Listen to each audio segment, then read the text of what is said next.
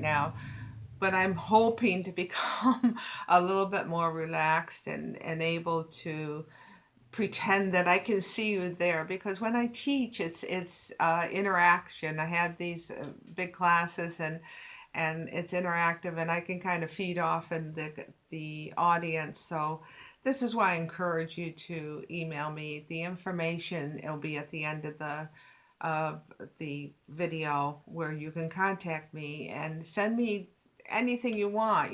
Just email me or at Facebook, anything that you would like to reach out, and we will answer you for sure. Um, I want to touch a little bit on another subject. I've talked about. I had the introduction about stigma and education and how to achieve balance in medications and journals and these things. But I'd like to talk about something else, and that's called dysfunctional behavior. Dysfunctional behavior is something that happened to you. It's not your fault. If it happened to you, you're not held responsible. It happened to you. But whatever happened to you is something that will stay with you, and it creates a movement in your emotions in your life, so that it will affect you um, in your lifetime. It just will affect you. I'd like to share something that happened to me when I was very young. I don't remember what grade I was in, but I was young, and we were in class, and it was a male teacher, and he was asking questions to the class, and um, I was listening to him and listening to what people, different students were saying, and then when a little bit later he called on me, and I was going to answer him, and everybody in the class was staring at me and doing it, in a different way, not just listening to me, but staring at me.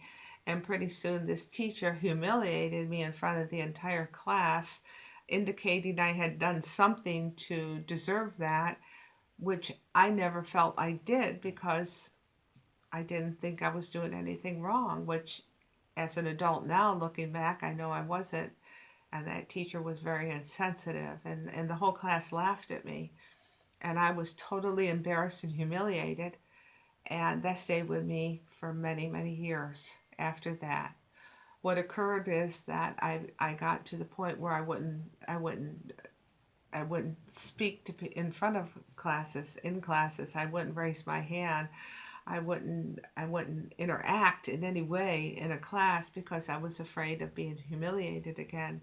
As I got older and became an adult, suddenly I realized I had no voice, and I just could not stand up or say anything in a group or in any type of situation, and it totally shut me down. It shut me down in a way that I felt like I was inferior, and I felt like I was not worth anything, and I felt as if that my voice, whatever I said, was not valid, and nobody cared or listened, and they would make fun of me.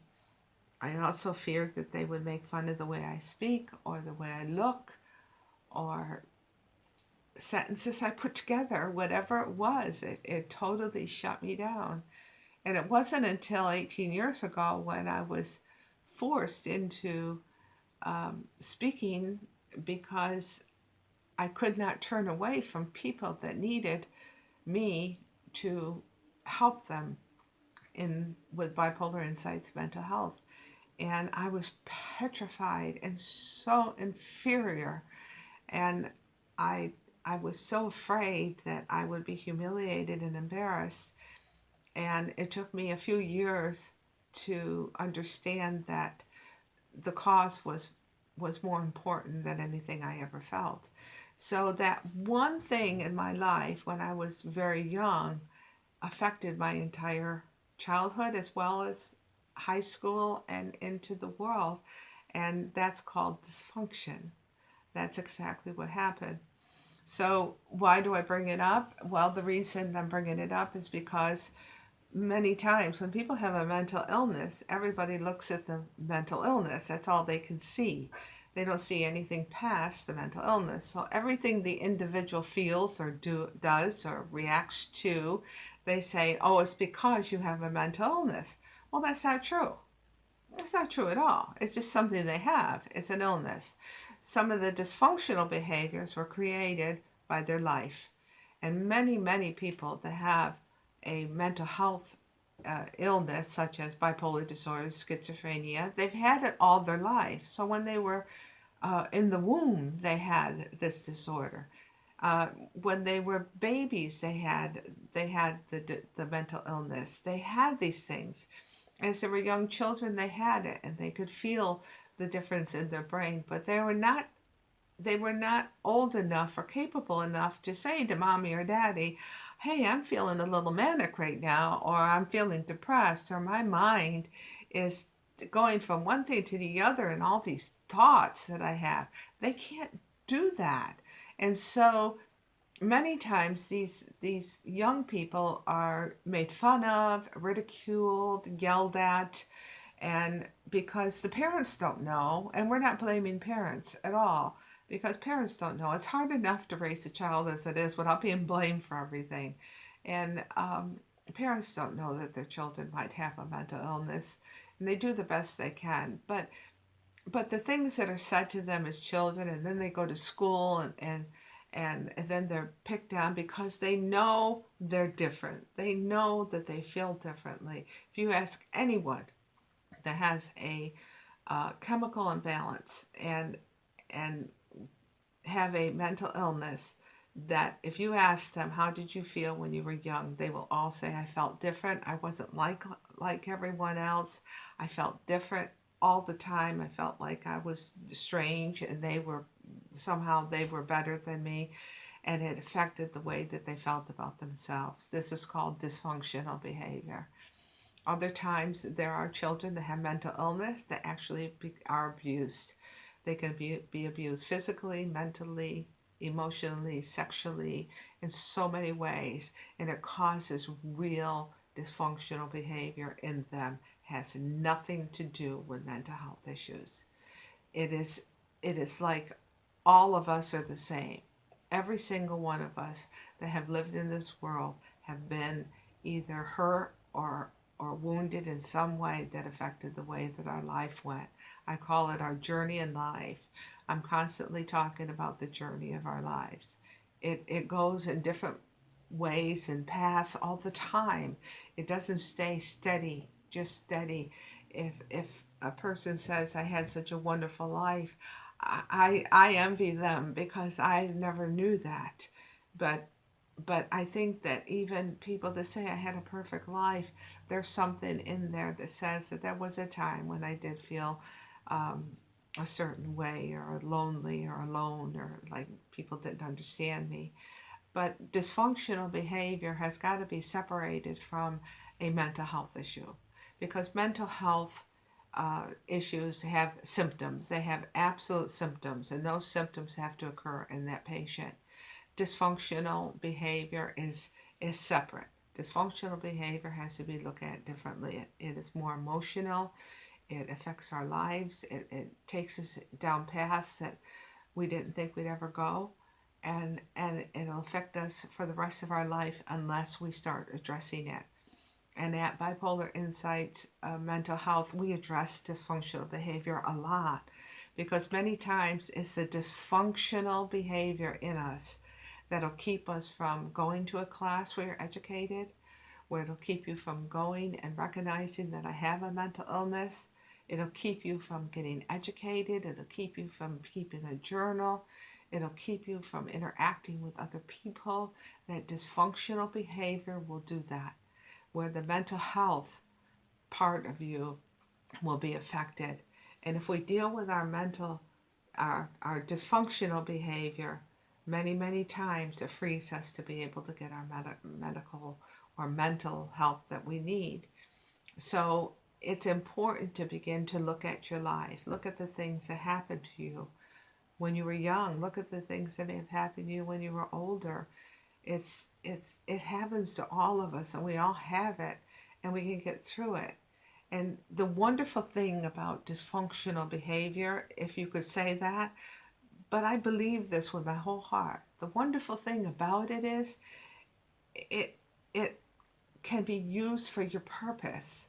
You know, if you've gone through something that was horrific and you dressed it and you found healing and you found hope in it and your life began to change, then you will be used to help someone else that's in that same situation.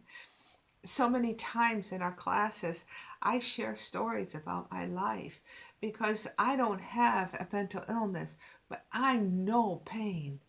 I know what it feels like to be unloved and unwanted, to be abandoned, to be pushed aside, to be blamed for everything, to be yelled at and ridiculed, to be belittled in front of people. I know pain, and pain is pain. It's the same. You may have a mental illness, you may have dysfunctional behavior, it may be different dysfunctional behavior, but pain is pain, and pain hurts, and pain affects your life, and pain can shut you down, and pain can make you feel as if no one else understands and no one else cares. I'm here. I care. I understand. I want to walk it with you. Our journey in life is something that we have to walk. We have to walk it. But there's always hope. There is hope. I am a believer in Jesus. I am a Christian. And I believe in prayer. And I pray. And I pray for every single person out there that has mental health issues. I pray for you all the time. And I believe that God Almighty through Jesus can do anything. I truly believe that. I'm not saying that everyone will be healed. I'm not saying that everyone will have a perfect life. I don't I don't know that. That's not my call. But I know that there is hope, and I know that that hope can be in your life. And I want to be the conduit that reaches out to you. I want to be the person that you can look at and say, she understands and she cares about me. Please, please, please send us emails. Send us emails and ask us questions and interact with me, because I'm really good at the interacting part of it. I don't know if I'm doing the YouTube real well, but I'm really good at the interacting part of it. And I want you to know that I care about you. I truly care about you. And you are somebody, and you're so important. You're so important. Don't let anyone define you in any way. You are important. You're so miraculous. You are amazing people to me. Do you realize that people with mental health issues are highly intelligent? Much more than I am. And they are the ones that can do the amazing things in life. So you look at that. You remember who you are. And remember that Marcia said, I'm somebody. Don't let anyone define you. And please, please, look at the end of this YouTube, and there'll be information on how to contact me.